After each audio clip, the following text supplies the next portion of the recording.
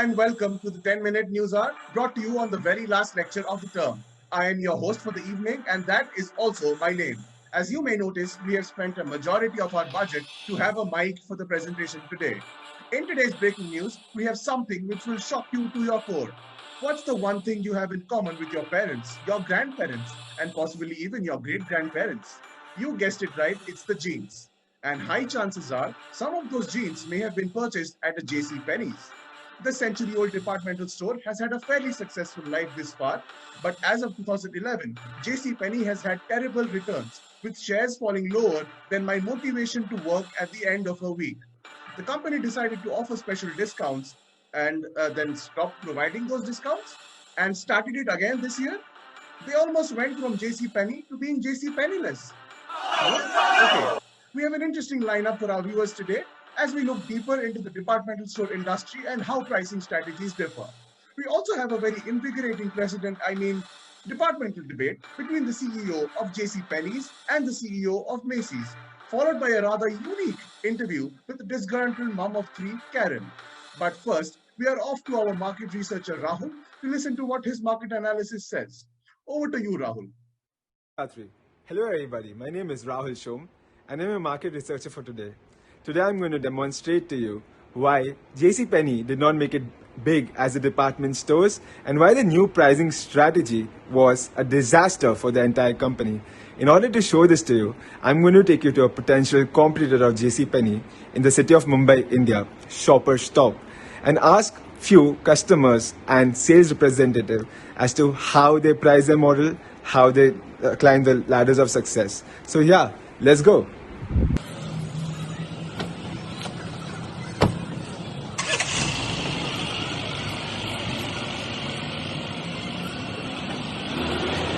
We are on the way to Shoppers Stop, and as usual there's a lot of traffic on the roads of Mumbai, but we should reach there soon.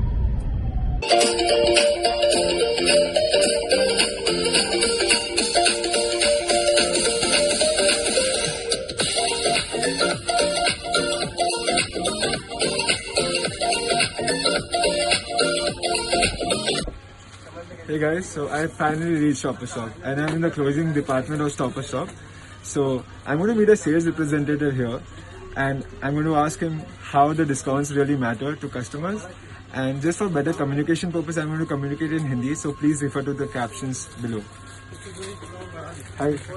तो मुझे basically एक research करना है मेरा MBA project के लिए, तो मुझे जानना था कि डिस्काउंट जो आप लोग ऑफर करते हो वो कस्टमर्स के लिए कितना वैल्यू होता है वो डिस्काउंट का, आपका कस्टमर्स का सेल्स कितना बढ़ जाता है डिस्काउंट की वजह से, आप थोड़ा बता सकते हो इसका डिस्काउंट क्या मतलब? सर इंडिया में फेस्टिवल्स तो बहुत आते हैं ना, तो डिस्काउंट वगैरह के ऑफर रखते हैं तो सेल का काफ़ी बढ़ जाता है हमारा।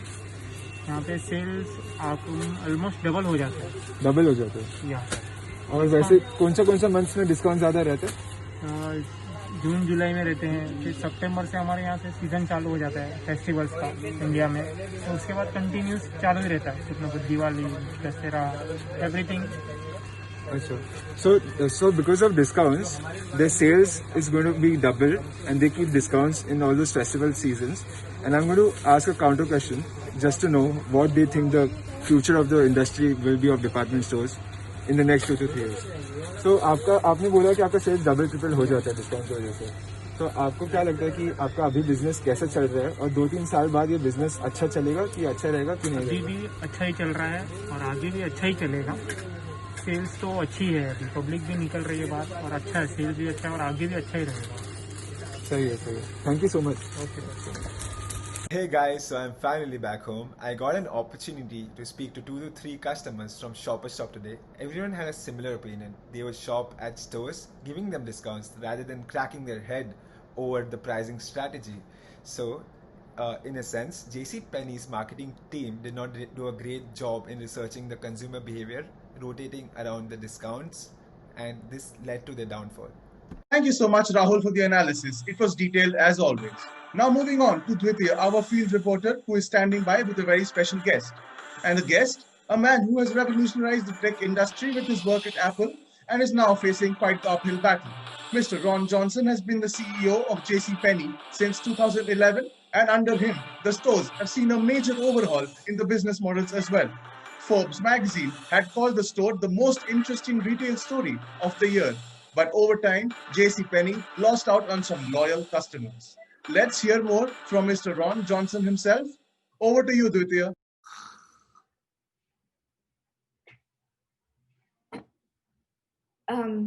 Thanks, Atri. So sorry about that. As you can see, I'm on vacation currently. Anyways, later on, we will be joined by the Macy's CEO, Mr. Lundgren, but as his business is booming, he was too busy to be with us from the beginning. Good morning, Mr. Johnson. Thank you for taking the time to meet with us today. Will you tell us why you discontinued the sales events at JCPenney's and what is this new fair and square pricing strategy? Hello, Dvitya. Thank you for inviting me to your show. You see, when I joined JCPenney, the stores were not doing great business, and the competition in the retail industry was intense. Majority of the revenue was being generated during the promotional events, with deep discounts being offered. The company had to invest a huge amount of money to organize these events, and it led to decreased revenues and profits.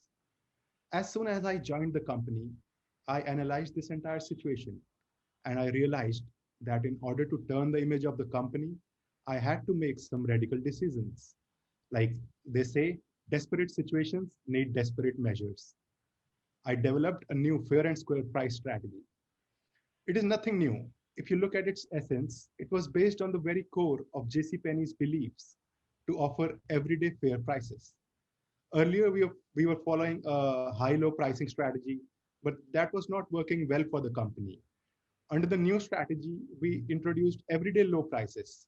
So whenever you shop at our stores, you know that you're getting the lowest price. Adopting this strategy, people don't have to wait for special promotional events or any discount days in order to shop from our stores.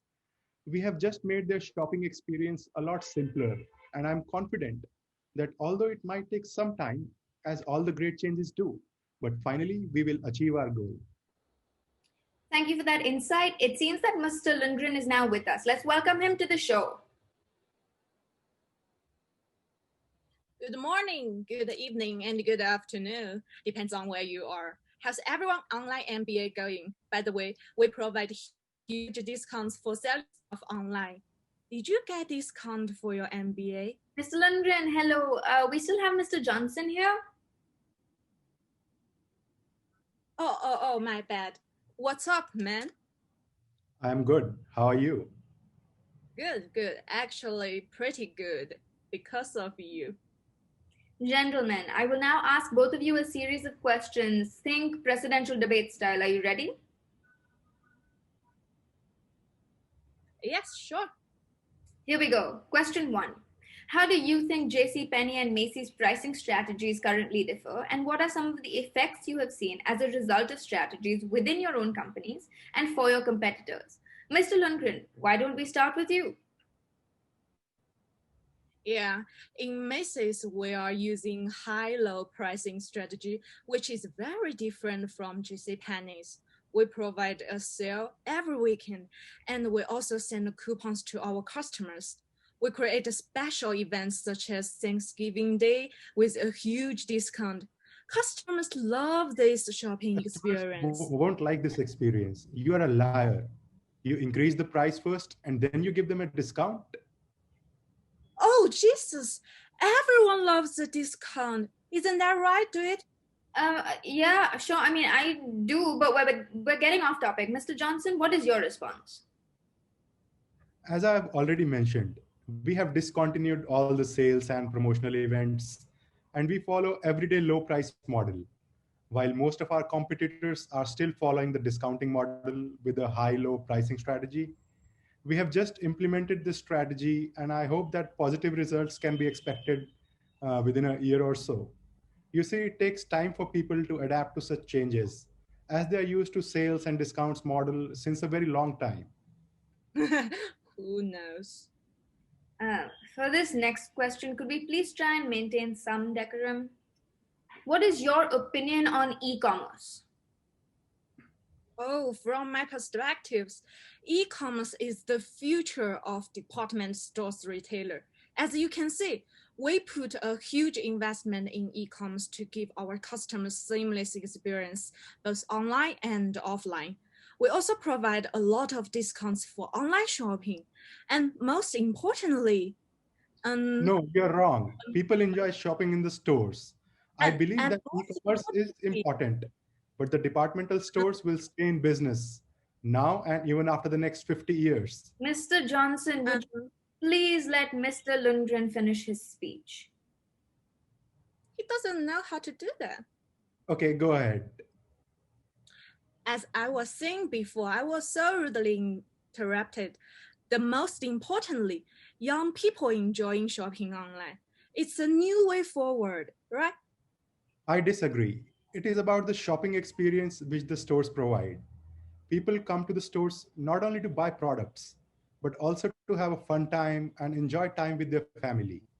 E-commerce can't match that experience. And given the great stores that we will be designing, people will Okay, definitely. fine. Why people want you to go to your store now? If you could please both wait your turn.